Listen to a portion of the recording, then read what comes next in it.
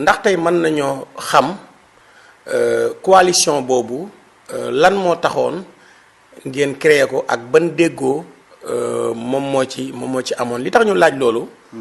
mooy yow da nga nekk président parti MPR. ñu gisoon fi ay coalition yoo xam ne coalition yu mag a mag la. nga dem ci les serviteurs. lu waraloon loolu.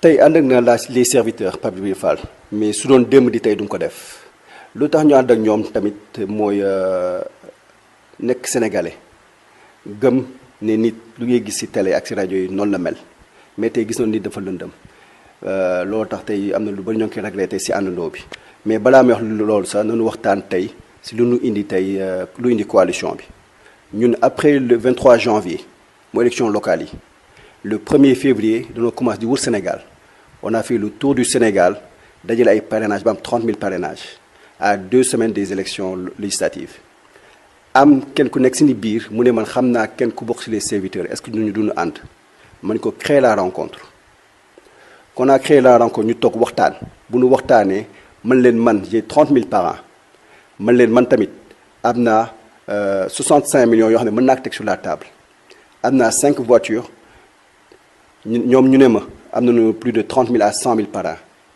moom cadre bu ñu utilisé sax mu ne man du ma parrainer nit yi ñëw si man di ma parrainer. quoi loolu. Pape Djibril Fall donc ñu ne ñoom am nañu tamit 100 millions am nañu tamit des ordinateurs et des machines ils ont tout ça daal. logistique daal waaw logistique ma leen d'accord donc si noonu waxtaanee man ko man politique moom du ma si xëccoo. parce que ñoom dañoo bëgg xëccoo tête de liste ma kon bàyyi naa leen tête de liste ma jël 2e ak 3e position sur la liste nationale donc noonu tënkee coalition bi dugguñu trop ci détails yi te loolu foog naa tamit erreur la dina wax erreur de jeunesse erreur parce que yàgguñu ci politique mais loolooy erreur bi noonu defaree coalition bi. d'accord léegi yow Hamidou Thiaw président parti MPR.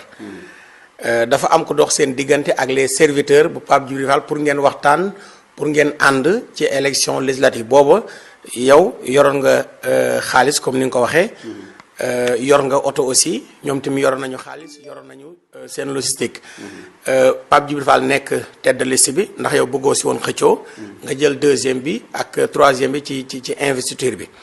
léegi bi ngeen waxtaanee noonu ba tënk ko.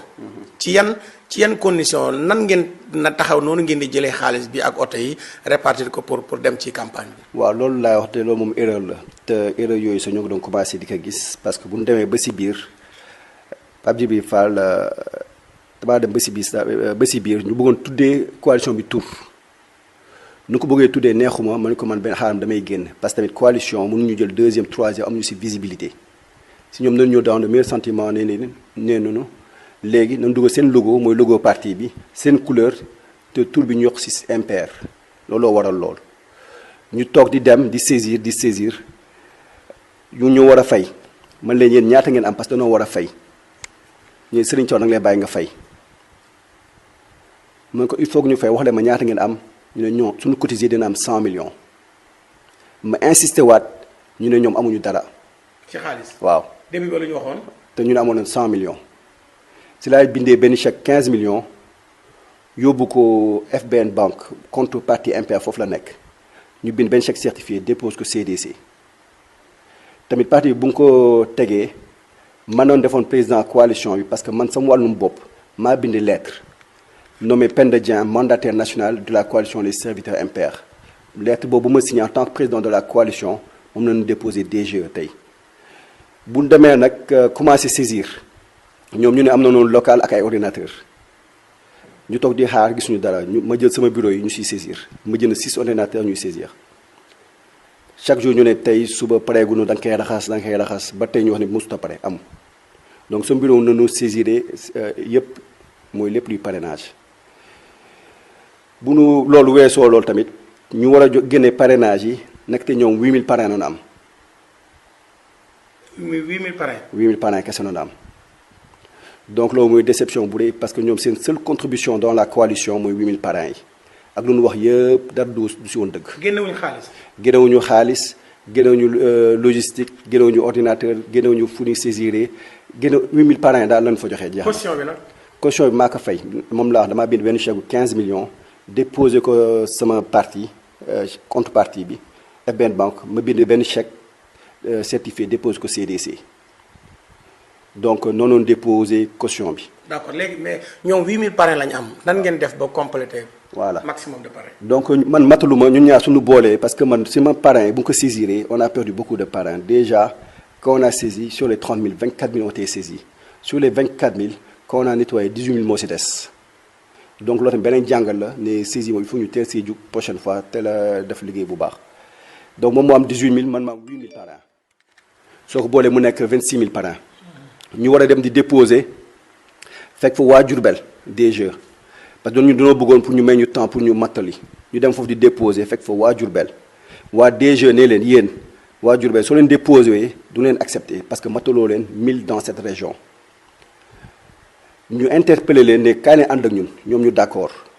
donc ñoom bu ñu ñëwee ñu jox leen tête de liste Diourbel jox leen 5e position sur la liste nationale ñoom ñu jox ñu seen 28 000 parrains donc tey waa Diourbel ñoo ñu mottali te tey Pape Thiam moo nekkoon intermédiaire bi loolu tax def tey su ma gisee Pape Djibril Fall def point de presse du tudd Pape Thiam te kooku su ko xawuloon su ko fekkloon DG tey duñu dem man tamit loolu maa ngi koy ñaawlu parce que même nu mun a am ay xuloo si ni biir warta tax duñu tudd turu Pape Thiam te xuloo moom Pape Djibril Fall fu mu jógee parce que bu ñu parrainé ba pare ba déposé 54 000 parrains Pape Djibril Fall dafa njëkkante posté si réseaux sociaux yi ne vous m'avez fait confiance j'ai 54 000 parrains alors que 54 000 parrains 8 000 la si indi Pape Thiam merci loolu nag ne Pape Djibril Fall li mu wax du dëgg ñun ñoo indi lu si ëpp na wax dëgg bi foog naa dem na fi sa Walf TV di ko wax. non même seen conférence de presse bi ñu fi doon def ci benn hôtel Pape Thiam génnoon na ba mer noonu. voilà loolu la woon parce que Pape Djibril Fall dafa waxul woon dëgg bi mooy lan sur les 54 000 parrains mënoon na wax ne waa Diourbel ñu indi woon 28 000 Impair indi 18 000 ñun on a am nekk 8 000 mais dafa dem mel ne moom moo def liggéey ba yëpp di tudd boppam Pape Thiam xaw a merci loolu si loolu. ma woo ko nag ne ko Pape Thiam kilifa nga war a def yenn yi mu d'accord ñëwaat bàyyi loolu yëpp. mais taxu ba léegi Pape Djibril Fall bàyyi loolu di ko téye mais li ñuy wax rek mooy. trahison la. ma kenn trahison laa koy tuddee parce que bu mu commencé ba léegi lépp lu mu wax defu ko muy xaalis moo xam ne indiwu ko parrainage moo xam indiwu ko parrainage joxu ko logistique yeeg matériel moo xam indiwu ko. après dem ba si biir bu lépp amee nag ba nu déposé mu dem. def récupération ne moom moo def lépp dem sur les plateaux de télé di wax man Pape Djibril Fall man les serviteurs ba sénégalais yu bëri foog ne moom da koo demal boppam xamuñu ni mu demee donc tey ñu bëri tey même yow mi sa di toog di ñuy waxtaan est-ce que yow xamoo nga ne sa Pape Djibril Fall amoon na ñeen ñu nekk si ginnaaw ñoo porté ko te ñoo ñu ngi si woon coalition bi waaw donc loolu na doon ñaawloo di ñaaw loolu tamit. d'accord mais Hamidou Thiaw yow xanaa amuloo staff aussi boo xamante ni tey bala ngeen génne seen xaalis wala ngeen di wut seen i ordinateur wala seen local wala ngeen indi seen i parrain ak say oto xanaa dinañ les serviteurs ñoom Pape Djibril Fall dinañ teg ci seen loxo lu concret loo xam ne di ngeen ci mën a sukkandiku. xam nga peut-être lu mu yàgg dans le privé moo tax parce que man damaa wóolu it ma ne après dinañu joxe donc comme les délais étaient un peu courts on devait loolu yëpp si biir semaine bi la. parce que ñoom ils ont donné les parrains foog naa le vendredi donc foog naa ñu ngi woon déposer le samedi noonu jot parrain yi mardi boobu lañu waxtaan pour déposer caution bi te ñoo ngi ko déposer vendredi donc mercredi donc on a déposé le mercredi donc si 4 jours 5 jours lépp am comme dafa xaatoon rek ma ni bàyyi leen ma fay ñëw après ils vont me rembourser donc noonu laa xalaatoon yéene bu baax mais loolu yëpp bu ñu ko defee ba pare le 31 mai. man ak Pape Djibril Fall toog na fii wala di son di waxtaan mu ne ma Hamidou suba ñun ñëpp ñu toog waxtaan xool ñu defee comité yi comme ça ñu dem pré campagne mais bu ñu déposé le 31 mai si laa gëj a gis dama déposé rek mu disparaître ba une semaine après les élections la ma woo jëluma ko téléphone parce que dama ne nit boo xam ne dafa yëfu traître la def utiliser benn ay nit ba am lu mu bëgg dem disparaître dootoo leen tudd dootoo leen dégg doo leen soo wax si seen presse. sooy def si ay kii tuddee sa sooy waxtaan. maanaam Hamidou yow bi nga joxee caution bi ngeen nga wut local ngeen saisir seeni parrain Pape Thiam Diourbel complété leen. nga toog ak Pape Djibril Fall ngeen waxtaan ci. pour dem pré-campagne après campagne. avant pré-campagne bi nga gëj a gis Pape Djibril Fall ba ci une semaine avant les élections. 31 mai laa gëj a toog waxtaan ak Pape Djibril Fall. 31 mai. waaw ba kañ. ba semaine passée vendredi ba le passé après les élections. après élection la woo wala avant les élections. une semaine après les élections vendredi bu topp élection yi la ma woo mais jëluma ko téléphone. te yow yaa joxe caution bi. maa joxe caution bi joxe parrainage joxe logistique lu si maa leen ko jox. ok mais loolu ba lu waral loolu lan nga jàpp exactement ne moo waral doxalin woowu nga wax moom la Pape Djibril Fall doxalee. pour man daal il voulait se lancer dans la politique te foog naa il voulait utiliser juste ay nit ay tremplin pour am lu mu bëgg pour man loolu nekkoon objectif am jaay turam jaay boppam pour tey mën a dem élection législative peut-être su ko weesoo sax dem yeneen élection muy présidentielle wala créer benn groupe te tey dafa ragaloon peut-être su waxee ne ñi ñoo nekk sama ginnaaw ñu peut-être ñu ëpp ko visibilité peut-être loolu laa yaakaar mais ku nekk ak motivation. d'accord mais yow bi ngeen waxtaanee 31 mai. ngeen waxtaan ba pare. ngeen toog ay fan. dégguloo ko. est-ce que woo nga ko téléphone pour jéem a xool exactement lan moo waral loolu. waaw donc le staff a appelé donc qui chargé relations entre les organismes affiliés woo na ko plusieurs fois pour organiser réunion mais à chaque fois ñu disait ñoom dañoo jàpp ñoo ngi sur le terrain suba ginnaaw suba. mais sur le terrain mais président coalition bi. yow yaay président coalition bi. waaw xam nga nous on a fait ce qu'il fallait faire mooy lan jëm leen woo ñu toog waxtaan. on a relancé plusieurs fois mais musuta nangu toog waxtaan soo ko waxee mu ne dafa jàpp day voyager semaine prochaine ba élection yi passé élection yi passé na bu mu woote waatee ma ne man du ma ko jël parce que élection yi passé na amatul njëriñ la coalition tas na parce que man su ma xamoon nii la mel du ma ànd ak Pape Djibril Fall. waaw donc erreur la mais tamit erreur boo xam ne. heure bu noble la parce que bu ñu doon ànd ak moom yaakaaruñu ni moom nii la lëndëmee que warkat la que lépp lu muy wax du ko def. d'accord mais Hamidou Thiaw Pape Thiam dañu gis réaction bi nga xam ne tey moom la amoon bi mu jàppante ak Pape Djibril Fall ouvertement ci presse bi. mais yow yaa joxe caution. yow yaa wut local pour ngeen saisir seeni parrain. yow bi nga defee loolu lépp. moom mu am benn doxalin boo xam ne moom la doxalee. lan moo tax communiqué woo ci presse bi.